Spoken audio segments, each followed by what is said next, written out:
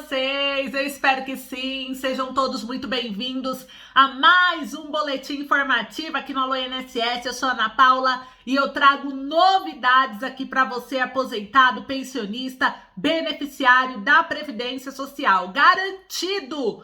4 parcelas de R$ 1.980. Vou trazer todos os detalhes aqui agora para vocês.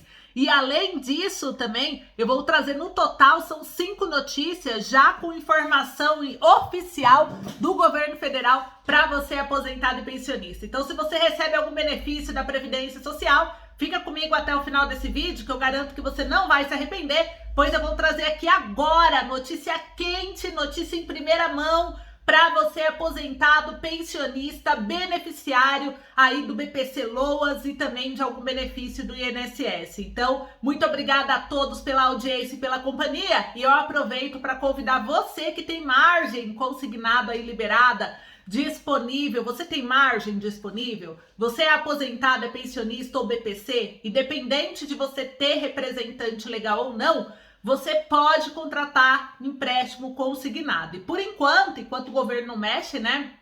A margem do consignado continua disponível 35% do salário para vocês.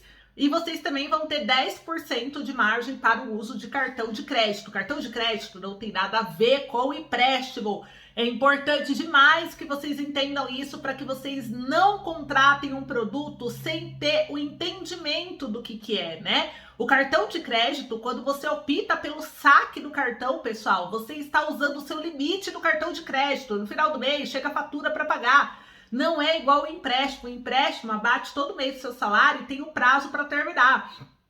O cartão de crédito é diferente. O cartão de crédito, ele abate aquele 5% do seu salário cada cartão, mas se você gasta acima dos 5% do seu salário daquele mês, vem uma fatura para você pagar. E se você não paga essa fatura, o que vai acontecer? Vai virar um endividamento terrível. Você vai ficar endividado ao extremo. Vai ser uma dívida praticamente impossível de se pagar, porque os juros de cartão de crédito é muito alto e é juros rotativo, é juros sobre juros, pessoal. Então, cuidado. Você vai contratar o cartão de crédito consignado, tenha conhecimento que ele é o cartão de crédito. Porque enquanto você não tiver essa mentalidade, você vai contratar achando que é um empréstimo, porque tem pessoas te enganando falando isso, e a fatura não vai chegar para você, porque algumas pessoas estão cadastrando e-mail, sabe? Mandando enviar a fatura por e-mail, cadastrando e-mail errado de propósito, para o aposentado não receber e não se tocar que ele contratou um cartão. E esse aposentado depois só vai chegando, carta de SPC Serasa, né? Só o nome sujo, protesto de cartório, porque ele nem sabia da dívida. Então, aqui a gente tá para hoje ajudar você, orientar você. A gente não tá para enganar, a gente não tá para tacar empréstimo em ninguém. A gente tá aqui para prestar um serviço sério, honesto, que vocês entendam o que vocês estão contratando. Por isso, quem for aposentado, pensionista, BPC, tem interesse em contratar empréstimo, não fica contratando sozinho. Se você não tem um conhecimento certo de como funciona o empréstimo consignado no Brasil, você pode cair em várias armadilhas, tanto por banco grande, não é à toa que a Polícia Federal está investigando mais de 17 bancos no Brasil, entre eles Banco do Brasil, a própria Caixa Econômica, Santander, Itaú, todos os bancos aí conhecidos, né?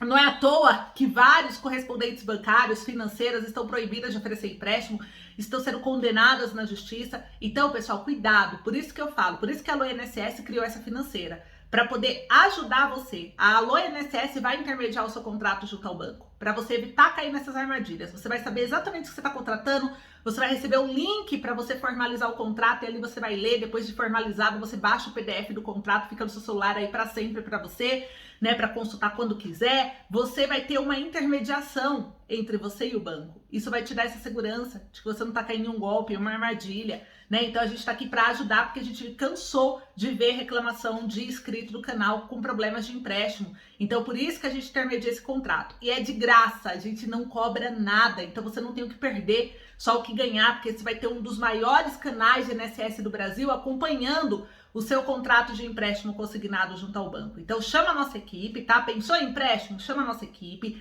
que nossa equipe vai te orientar, vai simular, vai ver se você tem margem, né? Vai te acompanhar e acompanha até o valor cair na sua conta. Tem muito banco financeiro que depois nem responde mais a pessoa pelo WhatsApp, né? Depois que a pessoa já assinou o contrato. Então, a gente tá aqui para ajudar, tudo bem? Muito bem. Sabendo disso, é só chamar e o link tá aí no primeiro comentário. E sem mais demora, você que ainda não é inscrito no canal, aproveita para se inscrever. O Alô INSS é um dos maiores canais de previdência do país e o nosso objetivo é ajudar você, aposentado, pensionista, com informação, orientação, explicação, intermediação bancária e tudo mais que você possa imaginar. A gente tem um site chamado Manual do Idoso que tem lá um monte de coisa para as pessoas da terceira idade. Vai lá conhecer que eu acho que você vai gostar, além do nosso blog de notícias previdenciárias, tá bom? Bom, pessoal, vamos lá. Eu vou começar aqui com a primeira informação já para vocês. Eu já vou falar das 4 parcelas, já vou falar de algo também que foi garantido, inclusive já está garantido, né? Ou seja, o governo oficializou, pessoal, o reajuste de 5,93%. O novo teto vai a R$ 7.507. Valores das faixas de contribuição também foram atualizados, foi publicado no Diário Oficial da União e está confirmado. O piso salarial, dentro desse decreto que o Lula agora assinou também, o piso salarial vai ser 1.302, Ana, mas não era 1.320? Era, pessoal, mas infelizmente em janeiro vocês vão ter o reajuste de acordo, né, com 1.302, sem a correção prometida pelo novo governo, tá? Provavelmente o que estão dizendo os aliados de Lula é que ele vai pagar esses 1.320 a partir de maio, né? Então ele não cumpriu a promessa de pagar 1.320 a partir desse mês, tá? E o outro ponto importante é que quem ganha acima de um salário mínimo, o reajuste é de 5,93%, e isso é conforme o Índice Nacional de Preços ao Consumidor, que é de acordo com o que o Ministério da Previdência, recriado pelo governo Lula, anunciou. Então, a nova gestão, ela não conseguiu cumprir a promessa de 1.320, muita gente deve estar confuso, porque foi aprovado pelo Congresso, né, a PEC da transição, que está sobrando quase 100 bilhões de reais para o governo. Mas o governo quer usar para outras coisas. E ele disse, né, que não começou agora em janeiro esse novo valor de 1.320, porque a verba que foi aprovada pelo Congresso de 6,6 bilhões para o salário mínimo não é a realidade. Seria 7,7, ou seja, seria mais de 1 bilhão acima do que foi aprovado. Então, por causa disso, o governo está revendo aí os cálculos, né? Então, por isso que não deu tempo de pagar em janeiro. E a ideia é começar a pagar a partir de maio. Os novos valores, eles foram oficializados pela Portaria Interministerial número 26, que foi publicado nessa quarta-feira, dia 11 de janeiro, no Diário Oficial da União. E o reajuste vale desde o dia 1º de janeiro, tá? Então, todo mundo que o INSS agora está em folha maciça, todo mundo que está sendo processado a folha, vai receber já com esse reajuste de 1.302, e quem ganha acima de um salário mínimo de 5,93% a mais do salário, e o teto, que era de 7.087, passou para R$ 7.507, tá? As faixas de contribuição também mudaram, então para quem ganha até R$ 1.302, as alíquotas de contribuição com a Previdência serão de 7,5%, quem ganha entre 1.302,01 e 1.571,29 vai pagar 9%, e para os que ganham entre 2.571,30 e 3.856,94, a faixa de contribuição passa de 12%, né, para ser 12%, e a tabela inteira foi aí atualizada, né, pessoal, como vocês viram. Inclusive quem ganha entre 3,8 mil, né, perdão, R$ 3.852 acima desse valor, vai pagar 14% aí de Previdência Social, tá? A tabela do imposto de renda ainda não foi atualizada, isso significa que quem ganha um salário mínimo e meio já vai pagar imposto, e você não pagava até ano passado, mas esse ano você vai pagar, até o governo decidir de fato mexer na tabela de imposto de renda. E segundo o governo, os interlocutores dele, o governo ele vai mexer sim nessa tabela, só que durante esses anos de governo. Não tem como prometer que vai ser esse ano, precisa de aval do Congresso, eles vão ter que aprovar a reforma tributária para conseguir mexer na tabela do imposto de renda. Isso é o que diz os interlocutores do governo. Então é importante você ter esse conhecimento, porque é o seu salário que estamos falando, né? E falando de garantido já esse salário, já que foi publicado agora, né, no Diário Oficial da União, uma outra informação que eu quero compartilhar com vocês também é que o governo aprovou uma lei que regulamenta, pessoal, a telemedicina. Olha só, regulamentou a telemedicina e crianças e grávidas poderão se beneficiar. Na semana, o governo aprovou a lei número 14.510, ela autoriza e estabelece regras para a prática de atendimento à saúde à distância. Na prática, isso significa que todas as especialidades médicas, incluindo pediatria e obstetrícia, poderão usar esse tipo de serviço, e por mais que tenham sido muito usados durante a pandemia, só agora os serviços de telesaúde foram finalmente regulamentados. E o próprio presidente Jair Bolsonaro, né, no final do ano de 2022, no dia 27 de dezembro, né, quase véspera de Ano Novo, ele aprovou a Lei 14.510 de 2022, que autoriza e estabelece regras para a prática de atendimentos à saúde à distância. Em 2020, durante a crise sanitária, o governo já havia autorizado em caráter emergencial o recurso, mas a determinação valia apenas para enquanto durasse a pandemia da Covid-19. Agora, pessoal, com as novas regras, o serviço pode ser prestado em qualquer situação sem prazo de validade. E a telesaúde, ela abrange a prestação remota do serviço relacionado a todas as profissões, né, da área de saúde, regulamentadas pelos órgãos competentes do Poder Executivo Federal, e isso diz o próprio texto da lei. Na prática, isso significa que todas as especialidades, incluindo a pediatria e obstetrícia, podem prestar esse tipo de atendimento à distância. E com as novas regras será possível, por exemplo, realizar consultas com profissionais de outras cidades e estados, algo que antes da pandemia não era possível. E a teleconsulta permite que o profissional de saúde faça perguntas ao paciente, tente entender a origem das queixas e até prescreva medicações, mas o exame físico detalhado, por exemplo, fica comprometido. Por isso mesmo, apesar da aprovação do governo, cabe ao profissional e ao paciente, é claro, decidirem juntos se essa forma de atendimento é válida e proveitosa para cada caso, né? Então tá aí informação de utilidade pública. Uma outra informação também que saiu aqui e que vai impactar você aposentado e pensionista é que vacinação, farmácia popular e o programa Mais Médicos, o governo tem planos, né? Os planos na área da saúde para esses primeiros 100 dias do ano. Nízia Trindade, ministra da Saúde, ela se reuniu com Lula nessa semana, na terça-feira, e apresentou objetivos emergenciais da pasta. Então presta atenção aqui, porque a ministra, ela pediu para discutir ações prioritárias nos primeiros 100 dias de governo. E após o encontro, ela concedeu uma entrevista coletiva e falou sobre os objetivos definidos na reunião. Entre os pontos destacados estão um plano emergencial para redução de filas para a realização de cirurgias e exames pelo SUS, a retomada do programa Farmácia Popular e a realização de uma ampla campanha de vacinação já a partir agora de fevereiro, tá? E sobre o plano para diminuição de filas de procedimentos, uma promessa da campanha de Lula, Nízia afirmou que o Ministério da Saúde trabalha em uma lógica interfederativa. Então ela disse que vai discutir com o Conselho Nacional de Secretários Estaduais da Saúde e o Conselho Nacional de Secretários Municipais também da Saúde, agora no dia 26 de janeiro, para definição conjunta desse plano. Então já tem até data marcada. A ministra também afirmou que a pasta está negociando com os fabricantes de imunizantes para normalizar o fornecimento de vacinas, entre elas as doses pediátricas para vacinação contra a Covid-19.